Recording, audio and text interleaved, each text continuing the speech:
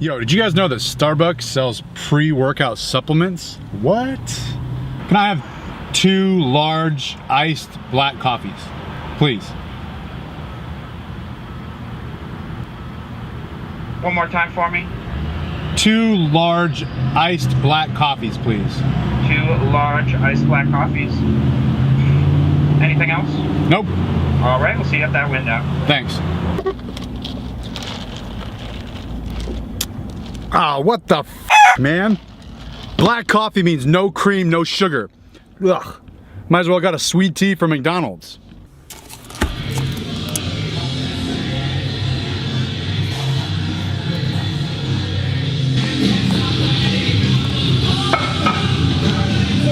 Punch nugget.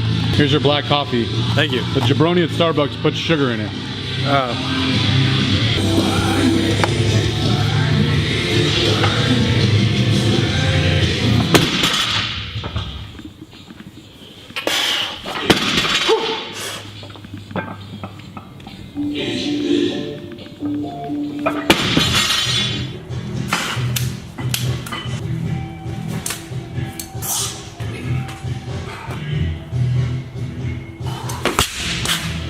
We live.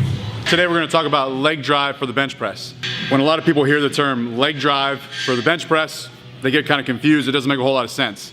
Obviously, the bench press is an upper body movement and the legs are not a prime mover, duh. But your legs can play an important role in reinforcing your arch and creating some stability against the bench. Let me show you what I'm talking about. So I commonly see people arching just for the sake of arching, kind of like monkey see, monkey do. They see powerlifters arch, and then they try to mimic that, and they arch. And they end up getting really tight, but they're not necessarily tight against the bench. And that's where your feet come into play. So when I teach the bench press, I teach a flat foot setup versus heels up on your toes. That's not to say that you can't bench with your heels up. I just prefer feet flat, especially when I'm teaching it. There's more surface area contact between your feet and the floor when your feet are flat, and I feel like it allows me to push harder and allows me to push in the direction that I'm trying to push. Let me show you what I'm talking about. So lay down. If you were setting up, let's get rid of these things so they're not in your way. You'll lay down on the bench, put your feet flat on the ground, and then scoot your feet back towards your butt until you feel like your heels are about to lift up. And at that point, stop there. Now, squeeze your upper back together, lift your chest up towards the ceiling, arch your back, and then by using your legs, you're gonna push yourself across the bench, like this. So that's the movement that you're trying to emphasize. I'll do it one more time. You're gonna push yourself, drag your body across the bench, like this. So it's almost like you're doing a leg extension and pushing yourself this way. It is not driving your feet straight down and lifting your butt up and bridging like that. That's not the movement. It's actually pushing yourself across the bench. There's a little bit of rock, if you come in close, John, a little bit of rock in your setup. This that you're trying to eliminate. I call that slack in your setup. And you're trying to push that slack out when you bench. Let me show you what it looks like when I teach it. Sandy Cheeks, where you at? Right here. Can I borrow you? Sure. I've only bench pressed like once. When I teach leg drive for the bench press, I have the lifter set up just as normal, and then once they're ready to unrack the bar, go ahead and get set up. So right before they're ready to lift off, I put my hands on their shoulders like this, and then I tell them, by using your legs, I want you to push your body towards my hands. Good, but hold it. Push towards my hands and hold it. Now unrack and hold it there. Don't relax your legs. Keep that tension the whole time. Go ahead and do 3 reps. And keep pushing towards me with your legs. 1, 2. Good, rack it. Thank you very much, Jacob. You're welcome. Hooked on Sandy Cheeks. Check it out. You notice I put my hands on his shoulders right before he unracked the bar.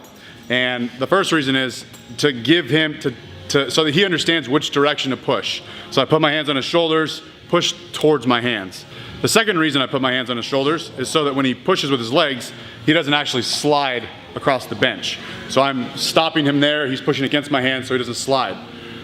once he unracked the bar, I was able to take my hands off his shoulders and he didn't slide on the bench. That's because he had weight in his hands.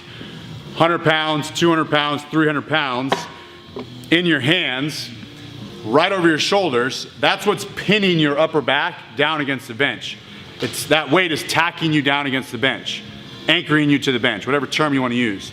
So that weight's pushing his upper back down in the bench, and when he's pushing this way with his legs, he doesn't actually slide because he has weight in his hands. So that means I don't worry too much about leg drive with an empty bar or the first few warm-up sets. And when I teach someone how to bench press for the first time, if they're starting out with the empty bar, I don't even really teach leg drive. As weight on the bar increases, you can use a little bit more leg drive. You don't have to put 500 pounds of force in your legs if you're only benching 75 pounds, because an empty barbell in your hands, you are likely to slide across the bench. Why I teach pushing across the bench that way. The first reason, and the most important reason, is it reinforces your arch. It creates a tight and rigid arch. So picture this. If you're laying on the bench, let's say I get a nice tight arch, or a big arch like a lot of people do, but my feet aren't doing a whole lot. So I'm not using leg drive, my feet are passive and they're just hanging out down here. Every time I lower the weight to touch, make sure these plates don't get in the way, John. Every time I lower the weight to touch my chest, there's this little bit of rock in my body. A little bit of shift. So the weight hits my arch and it kind of collapses. And I wiggle around on the bench like that. That's the instability that I'm talking about because my legs aren't doing anything. I call, as this weight gets heavier and heavier, closer to body weight and even more than body weight, that shift becomes more pronounced. I call it being bullied by the bar. So instead of getting pushed around by the bar, you need to push back so that when you lower the weight and hit your chest, nothing happens to your arch. It stays tight and rigid. So I'm pushing this way, the bar can bounce off my chest and go right back to the starting position. The other reason for pushing towards the spotter or pushing towards your head or shoulders is because it facilitates the correct bar path. So the starting position for the bench press is directly over your shoulder joint. As you lower the barbell, you tuck your elbows slightly, which produces a lower touch point on your body.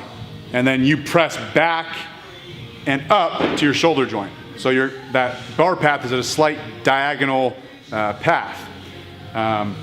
You're kind of going down the ramp and then back up the ramp. If I'm pushing with my hands and arms from here back towards my shoulders, I want to push with my legs and push my body in that direction too. And that's just going to facilitate pushing the bar back here. I suggest keeping your legs tight before you unrack the bar until once you rack the bar. So the entire set, your legs should stay tight. I don't think relaxing and pushing is a great idea. But I'm pushing this way so that the bar path, so I can get the bar back over my shoulder. Whereas sometimes when people aren't using their leg drive, they might get stuck out here.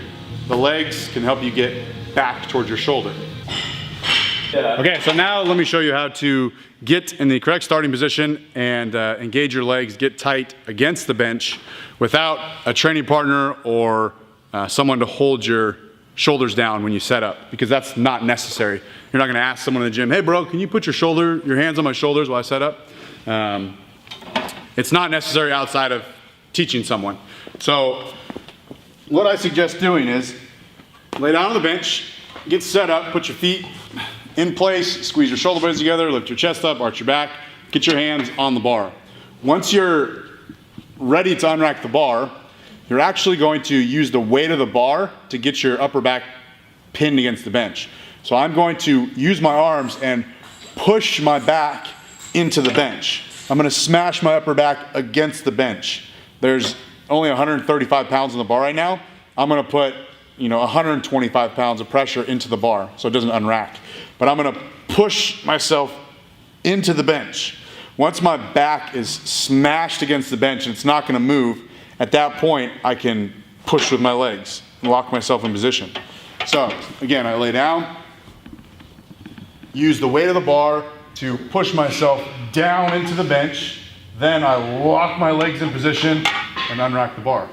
So when I unrack it, I don't have to do any movement. I'm tight. If before the weight even comes out of the rack.